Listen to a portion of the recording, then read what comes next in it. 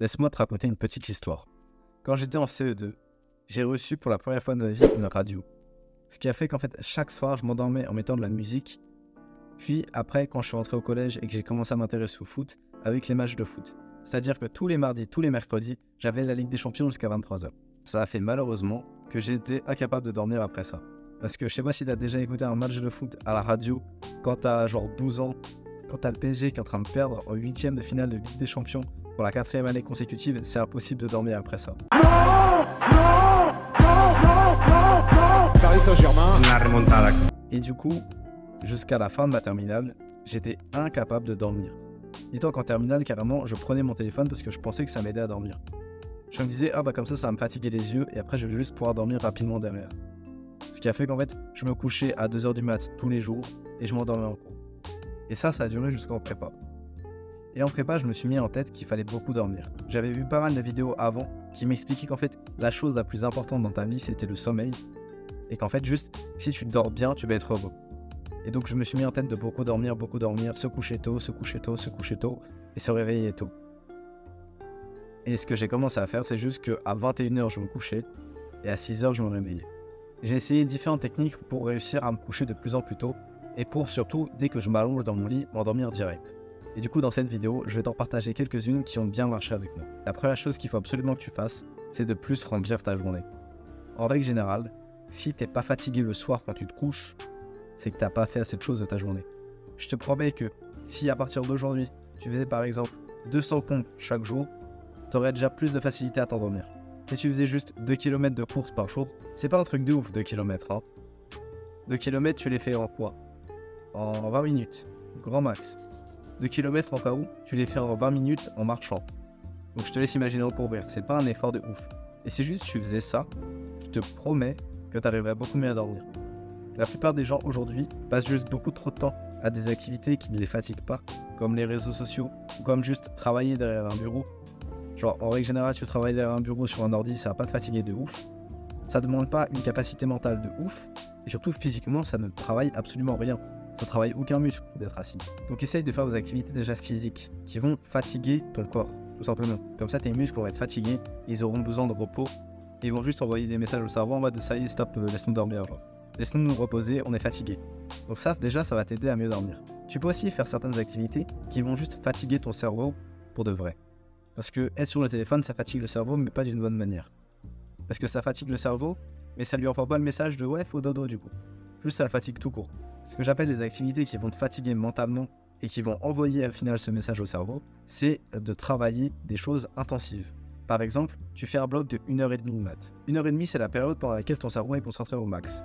C'est ce qu'on appelle le deep work. En fait, c'est une période pendant laquelle tu penses que au travail que tu es en train de faire. La plupart des athlètes font ça.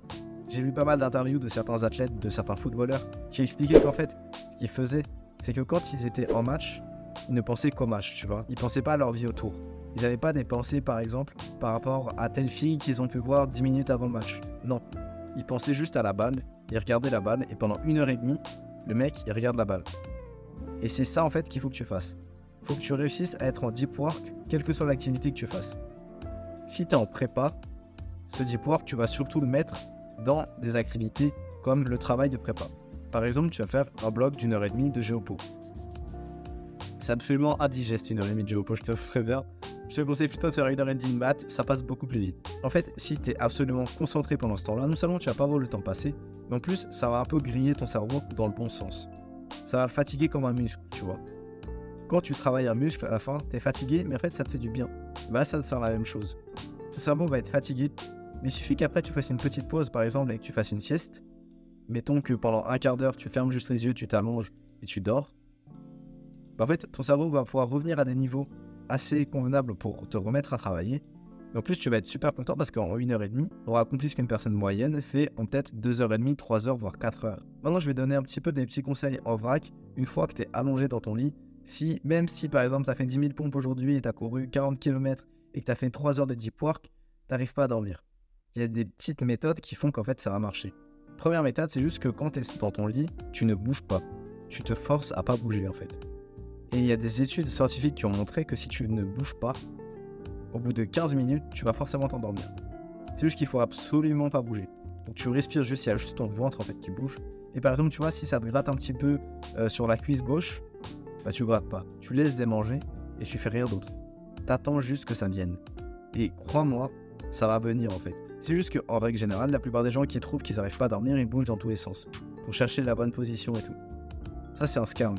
La bonne position, c'est juste te mettre sur le dos et tu ne bouges plus. Ça ne peut que venir. C'est juste qu'il faut attendre.